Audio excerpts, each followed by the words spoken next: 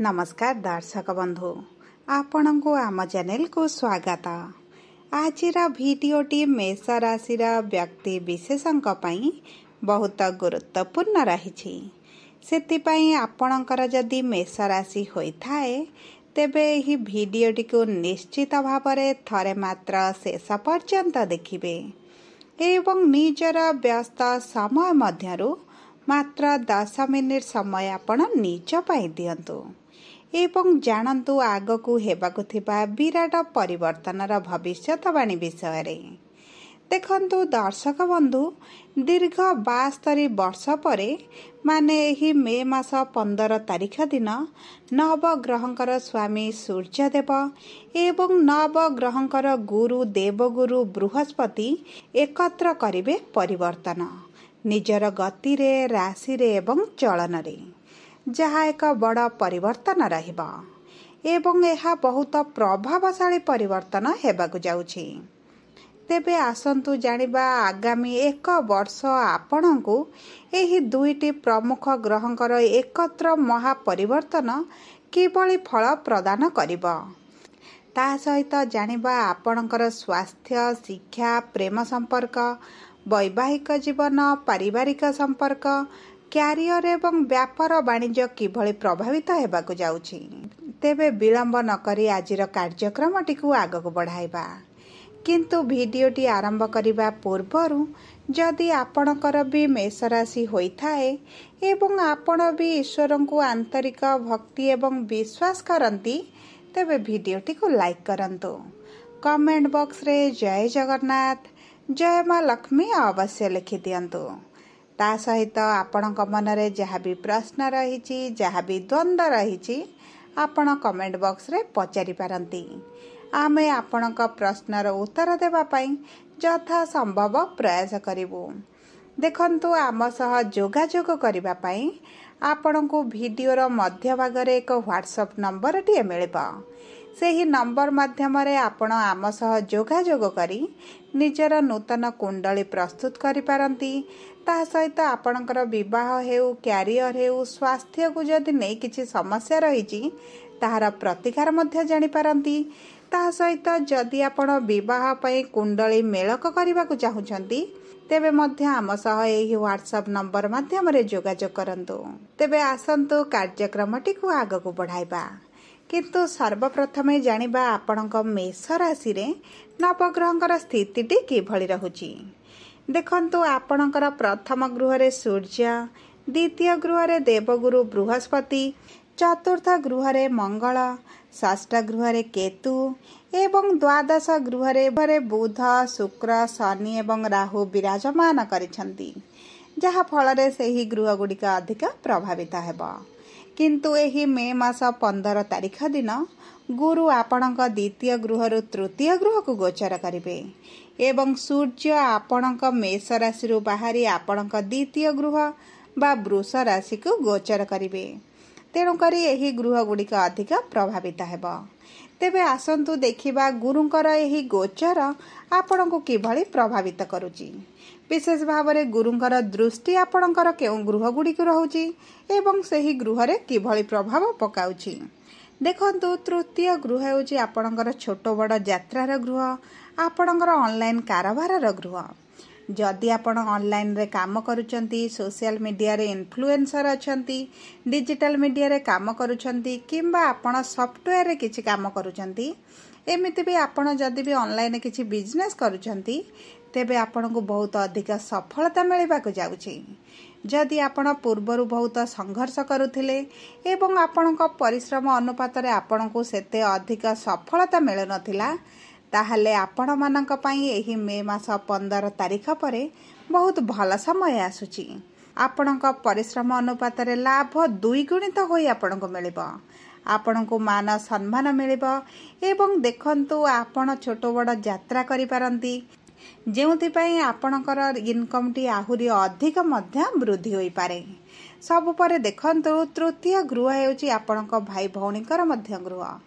तेणु करी आपणक भाई भौणीक सहित संपर्क मध्य मधुर हेबो। जदि सेमानक सहित आपणकर किछि दूरताटी बढ़ी जाइथला किंबा पूर्वरु किछिटा समस्या चलिथिला ताहा मध्य दूर होई जिवो। ଆପଣଙ୍କ ଭାଇ ଭଉଣୀଙ୍କ ସହିତ ଆପଣଙ୍କର ସମ୍ପର୍କଟି ମଧୁର ହୋଇଯିବ। ଆପଣ ଏକତ୍ର ସମୟ ମଧ୍ୟ ଅତିବାହିତ କରିପାରନ୍ତି। ସମସ୍ତେ ଏକତ୍ର ହୋଇ କୌଣସି ଏକ ସ୍ଥାନକୁ ବୁଲିବାକୁ ମଧ୍ୟ ଯାଇପାରନ୍ତି।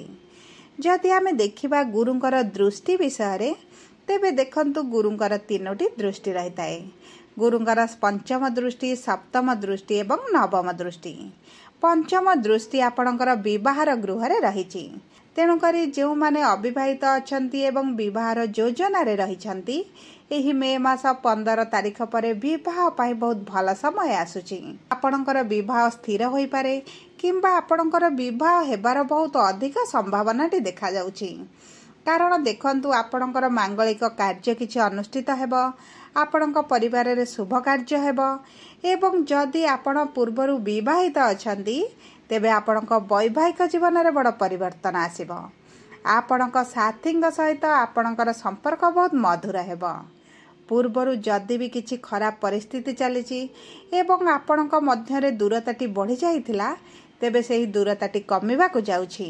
ଆପଣଙ୍କ ସମ୍ପର୍କରେ ପ୍ରେମର ଭାବନାଟି ବୃଦ୍ଧି ପାଇବ, ମାନ ସମ୍ମାନର ବୃଦ୍ଧି ଘଟିବ।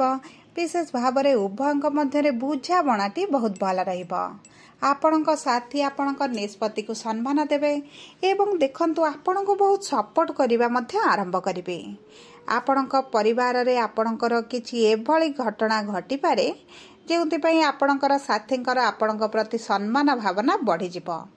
ଦେଖନ୍ତୁ, ଆପଣଙ୍କ ମଧ୍ୟରେ ଯଦି କିଛି ମିସ୍ଅଣ୍ଡରଷ୍ଟାଣ୍ଡିଂ ଥିଲା କିମ୍ବା କୌଣସି ତୃତୀୟ ଲୋକଙ୍କର ହସ୍ତକ୍ଷେପ ଥିଲା, ତେବେ ଦେଖନ୍ତୁ ଏହା ଆପଣଙ୍କ ଜୀବନରୁ ଦୂର ହୋଇଯିବ। ଆପଣଙ୍କର ଶତ୍ରୁମାନେ ପରାଜିତ ହେବେ। ଆପଣଙ୍କର ଯଦି ରୋଗ, ଋଣ, ଶତ୍ରୁର ବୃଦ୍ଧି ଘଟିଥିଲା, ତେବେ ଏହି ମେ ମାସ 15 ତାରିଖ ପରେ ସେହି ସବୁ ଧୀରେ ଧୀରେ କମିବା ଆରମ୍ଭ ହେବ। ତା ସହିତ ଦେଖନ୍ତୁ, ଗୁରୁଙ୍କର ସପ୍ତମ ଦୃଷ୍ଟି ଆପଣଙ୍କର ଭାଗ୍ୟର ଗୃହରେ ରହୁଛି। ତା ସହିତ ଗୁରୁ ହେଉଛନ୍ତି ଆପଣଙ୍କର ଭାଗ୍ୟର ସ୍ୱାମୀ। ତେଣୁକରି ଗୁରୁଙ୍କର ଦୃଷ୍ଟି ଯେତେବେଳେ ନିଜ ଗୃହ ଉପରେ ରହିବ, ଆପଣଙ୍କର ଭାଗ୍ୟର ତାରା ଚମକିବା ଆରମ୍ଭ କରିବ। ଆପଣ ଏହି ସମୟ ମଧ୍ୟରେ ଯେଉଁ କାମ ଭାବିନଥିବେ, ସେହି କାମ ମଧ୍ୟ ଆପଣଙ୍କର ହୋଇଯିବ। ଆପଣ ମାଟି ଛୁଇଁଲେ ସୁନା ହେବ। ସବୁଠାରୁ ମହତ୍ତ୍ୱପୂର୍ଣ୍ଣ କଥା ହେଲା, ଆପଣଙ୍କ ଭାଗ୍ୟ ଭରସାରେ ଆପଣ ଯେକୌଣସି ନିଷ୍ପତ୍ତି ନିଅନ୍ତି, ଆପଣଙ୍କ ଭାଗ୍ୟ ଆପଣଙ୍କୁ ସାଥ ଦେବ। ଆପଣଙ୍କ କର୍ମ ଯଦି ଭାଗ୍ୟ ସହିତ ସମାନ୍ତର ଭାବରେ ଆଗକୁ ଚାଲେ, ତାହେଲେ ଆପଣଙ୍କର ଏହି ଗୋଟିଏ ବର୍ଷ ମଧ୍ୟରେ ଆପଣଙ୍କ ଜୀବନରେ ପରିବର୍ତ୍ତନ ଦେଖିବେ। ତା ସହିତ ନବମ ଗୃହ ହେଉଛି ଆପଣଙ୍କର ପିତାଙ୍କର ମଧ୍ୟ ଗୃହ। ଯଦି ବି ଆପଣଙ୍କ ପିତାଙ୍କ ସ୍ୱାସ୍ଥ୍ୟରେ କିଛି ସମସ୍ୟା ଚାଲିଥିଲା, ସେ ଅଧିକ ମାନସିକ ଚିନ୍ତା ବା ଦୁଶ୍ଚିନ୍ତାରେ ରହୁଥିଲେ, ତେବେ ଦେଖନ୍ତୁ ଆପଣଙ୍କ ପିତାଙ୍କ ଭାଗ୍ୟରେ ମଧ୍ୟ ପରିବର୍ତ୍ତନ ହେବ। ତାଙ୍କ ସ୍ୱାସ୍ଥ୍ୟରେ ଉନ୍ନତି ଆସିବ। ତାଙ୍କର ଯାହା ବି ଦୁଶ୍ଚିନ୍ତା ଅଛି ତାହା ଧୀରେ ଧୀରେ କମିବା ଆରମ୍ଭ ହେବ। ସବୁଠାରୁ ବଡ଼ କଥା ହେଲା, ଯଦି ଆପଣଙ୍କ ପିତାଙ୍କ ସହିତ ଆପଣଙ୍କର ଦୂରତାଟି ବଢ଼ିଯାଇଛି, ତାହା ମଧ୍ୟ କମିବା ଆରମ୍ଭ ହେବ। ସବୁଠାରୁ ବଡ଼ କଥା ହେଲା, ଆପଣଙ୍କ ପିତାଙ୍କ ଠାରୁ ଆପଣଙ୍କୁ ବହୁତ ଅଧିକ ସପୋର୍ଟ ମିଳିବ, ସାହାଯ୍ୟ ମିଳିବ, ଯେଉଁ ମନୋବଳ ପାଇଁ ଆପଣ ଜୀବନରେ ଆହୁରି ଅଧିକ ଆଗକୁ ଆଗେଇ ଚାଲିବେ। ତା ସହିତ ଦେଖନ୍ତୁ, ଗୁରୁଙ୍କର ନବମ ଦୃଷ୍ଟି ଆପଣଙ୍କର ଏକାଦଶ ଗୃହରେ ରହୁଛି। ଏକାଦଶ ଗୃହ ହେଉଛି ଲାଭର ଗୃହ, ଆପଣଙ୍କ ଇଚ୍ଛା ବୃତ୍ତିର ଗୃହ, ମନସ୍କାମନାର ଗୃହ। ତେଣୁକରି ଯଦି ଆପଣ ବ୍ୟବସାୟ କରୁଛନ୍ତି କିମ୍ବା କୌଣସି କାର୍ଯ୍ୟାନୁଷ୍ଠାନରେ କାର୍ଯ୍ୟ କରୁଛନ୍ତି, ତେବେ ଆପଣଙ୍କର କାର୍ଯ୍ୟର ଭାର ବଢ଼ିବା ସହିତ ଆପଣଙ୍କର ଭାଗ୍ୟର ତାଲା ଖୋଲିବାକୁ ଯାଉଛି। ଆପଣଙ୍କର ଚାକିରି କ୍ଷେତ୍ରରେ ବଡ଼ ପରିବର୍ତ୍ତନ ଦେଖିବେ। ଆପଣଙ୍କ ଉଚ୍ଚ ଅଧିକାରୀଙ୍କର ଆପଣଙ୍କ ପ୍ରତି ସମ୍ମାନ ବଢ଼ିଯିବ। ଆପଣଙ୍କୁ ଚାକିରିରେ ପଦୋନ୍ନତି ଦେଇପାରନ୍ତି କିମ୍ବା ଦେଖନ୍ତୁ, ଆପଣଙ୍କୁ ଦରମା ବୃଦ୍ଧି ହେବାର ଖୁସି ଖବର ନିଶ୍ଚିତ ଭାବରେ ମିଳିବ। ଆପଣଙ୍କର କାର୍ଯ୍ୟରେ ଅଗ୍ରଗତି ହେତୁ ଆପଣଙ୍କର ଇନକମ୍ଟି ବଢ଼ିଯିବ, ଯାହାଫଳରେ ଆପଣଙ୍କ କର୍ମ କ୍ଷେତ୍ରରେ ଥିବା ଅସୁବିଧା ଗୁଡ଼ିକ ହ୍ରାସ ପାଇବ। ତା ସହିତ ଦେଖନ୍ତୁ, ଆପଣଙ୍କର ଲାଭ ବଢ଼ିବା ସହିତ ଯେଉଁମାନେ ବ୍ୟବସାୟ କରୁଛନ୍ତି, ସେମାନେ ତାଙ୍କ ବ୍ୟବସାୟକୁ ମଧ୍ୟ ବୃଦ୍ଧି କରିବେ। ବ୍ୟବସାୟକୁ ଆହୁରି ବଢ଼ାଇବା ପାଇଁ ଚିନ୍ତା କରିବେ ଏବଂ କିଛି ନୂତନ ଆଇଡ଼ିଆ ମଧ୍ୟ ସେମାନଙ୍କ ମନକୁ ଆସିପାରେ। କିମ୍ବା ଆପଣ ଯଦି ନୂତନ ଷ୍ଟାର୍ଟଅପ୍ ଆରମ୍ଭ କରିବାକୁ ଚାହୁଁଛନ୍ତି, ବ୍ୟବସାୟ ଆରମ୍ଭ କରିବାକୁ ଚାହୁଁଛନ୍ତି, ତେବେ ଏହି ମେ ମାସ 15 ତାରିଖ ପରେ ବହୁତ ଭଲ ସମୟ ରହିଛି। ଆପଣ ନୂତନ ବ୍ୟବସାୟ କରନ୍ତୁ, ଆପଣ ନୂତନ କାର୍ଯ୍ୟ ଆରମ୍ଭ କରନ୍ତୁ, ଆପଣ ସେଥିରେ କୃତକାର୍ଯ୍ୟ ହେବେ। देखंतु एकादश गृह होची इच्छा पूर्तिर गृह। आपण एही समय मध्यरे आपणक इच्छा पूर्ति कले मध्य एही समय मध्यरे आपणकर इच्छा गुड़िक पूरण हेब। आपणकर स्वप्न साकार होला भली आपण अनुभव करिवे, किंतु आपणक परिश्रम निश्चित भावरे अधिक रहिबो, कारण सूर्य मध्य आपणक राशि बाहरी धनर गृह को गोचर करुछंती एवं धनर गृह रही आपणकर धनरे वृद्धि करिवे। आपणक परिश्रम बढ़िबा सहित आपणकर धन आमदानी बढ़िबो। सबुठारु बड़ कथा हला मेष राशि व्यक्ति मानकर जदि आर्थिक स्थिति रे किछि खराब थिला ताहले आपणक आर्थिक स्थिति रे बड़ परिवर्तन आसीबो। आपण ऋण पैठ करिवे, लोन जहा अछि सुझी देबे, ता सहित आपण बैंक रे मध्य पुंजी जमा करिवे। देखंतु एही 15 तारीख परे आपण निश्चित आपण जीवन में परिवर्तन देखिबे, किंतु अधिक शुभाशुभ फल प्राप्ति पाई आपण प्रभु मंगलंकर बीज मंत्र जप करंतु, प्रभु गुरुंकर बीज मंत्र जप करंतु। ता सहित सूर्य को प्रतिदिन प्रातः समय जल अर्पण करंतु। हनुमान चालीसा प्रतिदिन पाठ करने आरंभ करंतु। आपणक पई बहुत अधिक शुभ रहिबा। जदि आपणकर मेष राशि होता है तेबे भिडियोटी किभଳି लागिला कमेंट बॉक्स रे लिखि जणांतु। जदि आपणक प्रियजनकर मेष राशि होता है भिडियोटी तांका सह शेयर करंतु।